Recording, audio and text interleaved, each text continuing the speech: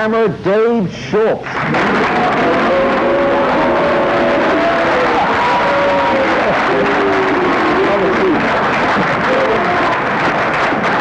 Well, there's a usual greeting. Dave has written the book, The Hammer, Confessions of an Enforcer. No relation to Confessions of a Referee. All right, Dave, seriously, in your book, you say Bobby Clark is one of the dirtiest players of all time because he uses a stick, but that the league protects him because of such a great player he is.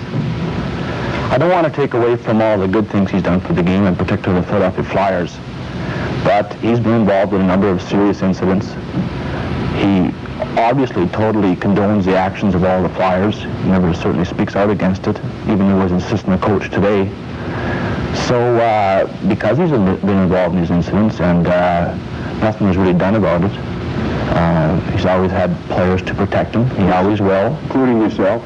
I mean, there's a number of players in the National Hockey League who would like to get him alone for 5 minutes, but they'll never get that chance. You also say that of the players today, Kenny Lindstrom is one of the worst cheap shot violators.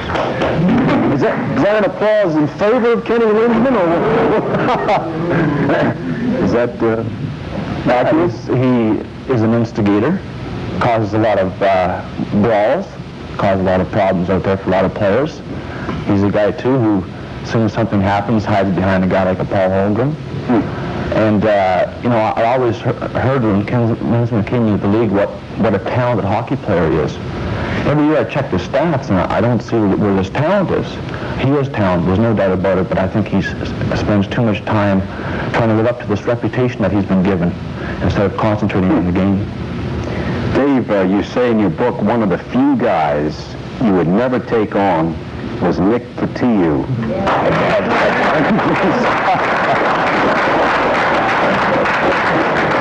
At the beginning of my career, I probably wouldn't have hesitated. But again, there wasn't as many big guys like Nick in the league when I first started either. They kept getting bigger and bigger, and I kept getting older and older, and kept getting traded.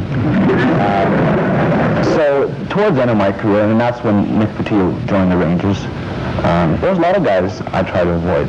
Nick Patiu was one, and Barry Beck, a few other guys.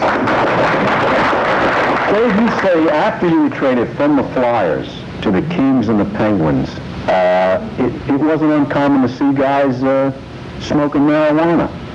Are you talking about right before the game or the day of the game, or what are you talking about particularly?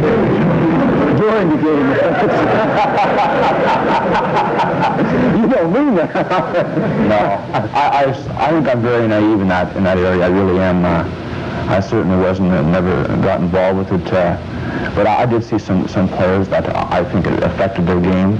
Not when I was with Philadelphia, but Los Angeles, in particular Pittsburgh, where the attitude in there was win some, lose some, who really cares? As long as I get my 20 goals.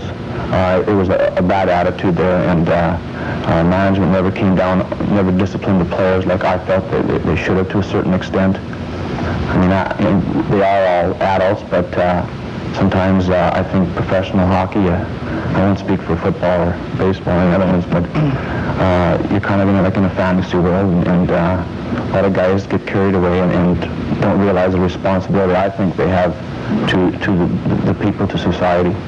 All right, Dave, I want to go to the videotape. You had classic fights with Terry O'Reilly of the Boston Bruins, and this is 1974 playoffs. Now, you would say that you would, Terry O'Reilly, that you would psych yourself up the day of the game by actually imagining the fight in your head, right? Well, you finally fell in there lost.